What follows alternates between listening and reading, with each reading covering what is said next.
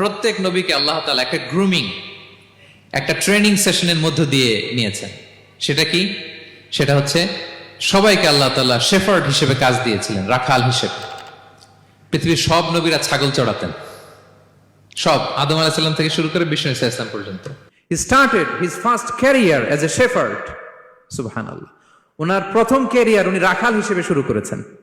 রাখালরা যে কাজ করে, অর্থাৎ মরুভূমিতে ভেড়া, ছাগল, তারপর বকরি, দুম্বা, এই চড়ানোর কাজগুলো দিয়ে বিষ্ণু ইসা ইসলাম তার ক্যারিয়ার শুরু করেছেন এজ এ শেফার্ড।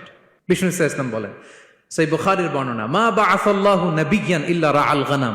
আল্লাহ তাআলা এই পৃথিবীতে এমন কোন নবী পাঠায় নাই যে নবীরা ছাগল চড়ায় নাই। সুবহানাল্লাহ পড়বেন না?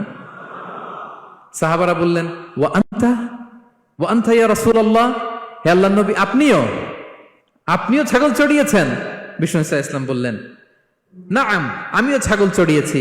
ওয়া কুনতু আরআহা আলা কারারিত লি আহলি মক্কা। আমি অল্প কিছু মজুরির বিনিময়ে, অল্প কিছু টাকার বিনিময়ে, সামান্য কিছু পারিশ্রমিকের বিনিময়ে মক্কার লোকদের ছাগল চড়িয়ে দিতাম। সুবহানাল্লাহ পড়েন।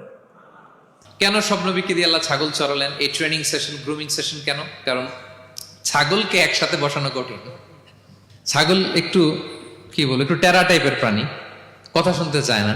ধরেন যে সারা সপ্তাহ আপনি খুব ব্যস্ত, একদিন সুযোগ পাইছেন সপ্তাহে যে আজকে আমি ফ্রি আছি, যাই পুকুরে যাই, আমিও গোসল করি, ছাগলটারও গোসল করাই। এটা ধরে যদি এখন পুকুরের দিকে টান দেন, কি করবে? পা দুইটা এমন শক্ত করে মাটিতে ধরে রাখবে, আপনি যত টানবেন ওর ঘাড়ের চামড়া ছিঁড়ে যাচ্ছে, তারপরেও আসে না। এরপর ছাগলগুলোর একসাথে রাখা কঠিন, একটা নেচে ওদিকে যায়, আরেকটা লাফ দেয় এদিকে, আরেকটা ওইদিকে। এদেরকে যদি কেউ একত্রিত করতে পারে, তাহলে এই জাতিকে, মানব জাতিকে একত্রিত করা তার জন্য একেবারে সহজ, পানি ভাত, ঠিক কিনা? এজন্য আল্লাহ এই মানব গোষ্ঠীর উপর লিডারশিপ কায়েমের আগে ছাগল চড়িয়েছেন। এবং যারা মরুভূমিতে ছাগল চড়ায়, যে শেফার্ড গুলো, যেই রাখাল গুলো, তাদের অনেক শক্তিশালী হইতে হয়। গায়ে শক্তি না থাকলে ছাগল চড়ানো যায় না, কিন্তু লাঠি নিয়ে হই হই করে পিছনে দৌড়াইতে হয়, নেকড়ের ছোবল থেকে ছাগলগুলোকে রক্ষা করতে হয়, বাঘ, নেকড়ে এগুলো থেকে বাঁচাইতে হয়। তার মানে এটা করার মধ্য দিয়ে এই জাতিকে কিভাবে জাহান্নামের আগুন থেকে বাঁচাবে, নবীদের ওই ট্রেনিং হয়ে যায়। সুবহানাল্লাহ।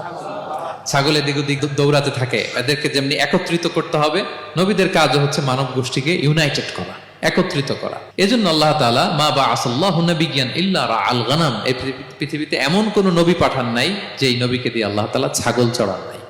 সব নবীর মধ্যে এটা কমন।